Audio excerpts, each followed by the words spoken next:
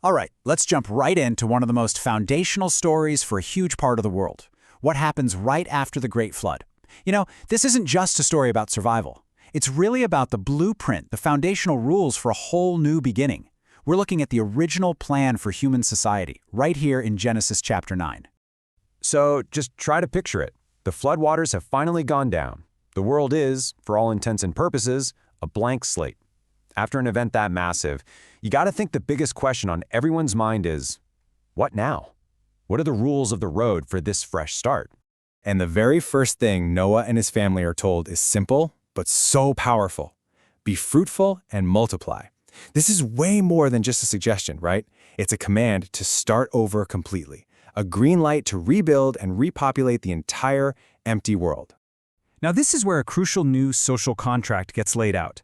First up, humanity's diet gets a major expansion. Basically, animals are now on the menu. But with that new power comes a really serious rule, a strict, no-nonsense ban on murder. And the reason why is profound.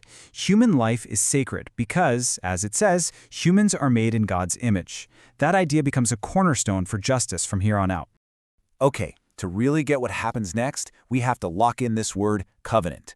This isn't just a simple promise or a handshake deal. A covenant is a super serious, formal, and totally binding agreement.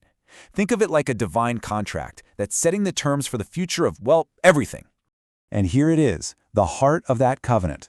It is an absolute, ironclad guarantee. God makes an everlasting promise that the world will never again be wiped out by a global flood.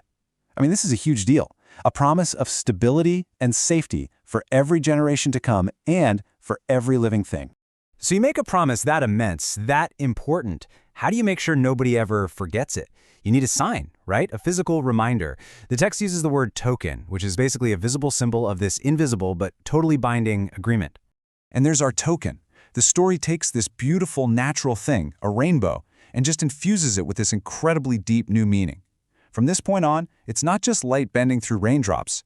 It becomes the official, visible sign of that everlasting covenant, a permanent reminder of the promise. Okay, so this is a crucial pivot point in the story. With the world's safety from another great flood now guaranteed on a cosmic level, the focus immediately shifts from the divine to the human. The planet is safe, but how are people, starting with just this one family, going to handle their own business? How will they deal with each other? And what's the very first test of this new human order? Well, it starts with Noah himself.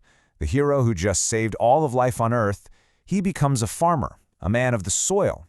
He plants a vineyard, makes some wine, and then, in a private moment, he gets drunk and passes out in his tent.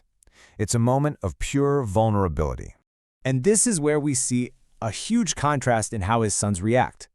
Ham sees his father's condition and goes and tells his brothers, which is framed as a deep sign of disrespect. But Shem and Japheth, they do the exact opposite. They go to great lengths to protect their father's dignity, even walking in backward with a cloak so they don't have to look. It's a very clear-cut lesson in honor versus shame. So when Noah wakes up, he knows. He knows what happened. The story is a little mysterious about how he knows, but the point is he's fully aware of how each of his sons behaved, and that awareness is what sets up his next, very powerful response. And wow, the consequences are severe, and they're meant to echo for generations. Noah doesn't just get angry. He issues a formal decree that basically establishes a future social hierarchy. He curses Ham's entire lineage to servitude. He blesses Shem's line, and he declares that Japheth's descendants will be enlarged. This one family drama becomes a model for a whole new social order. And just to give us a sense of the epic time frame we're playing with here, the story wraps up Noah's life. He lives another 350 years after the flood, for a grand total of 950 years. This really drives home his role as this foundational patriarch, someone whose decisions would echo for centuries and centuries. So, this leaves us with a really fascinating final thought, doesn't it? This one chapter gives us two powerful blueprints for the world. On one hand, you have a divine promise of cosmic security, the rainbow, and on the other, you have a human model for social order, born out of a family conflict. The question for us to think about is, as history actually played out, which of those two blueprints ended up making more noise?